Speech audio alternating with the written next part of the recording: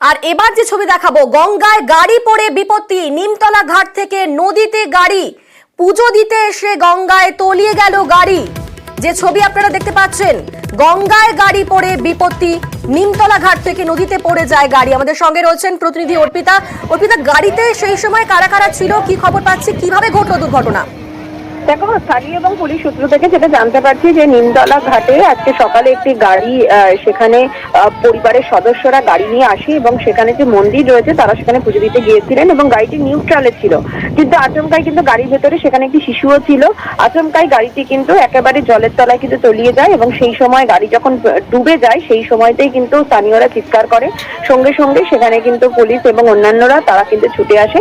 Rescue যে operation সেটা কিন্তু চলছে। স্বাভাবিকভাবেই গাড়ির এই অবস্থা, তারা কিন্তু মন্দিরে তারা পুজো দিতে গিয়েছিলেন, সেই সময় একজন শিশু তার ভেতরে ছিল বলেই জানা যাচ্ছে।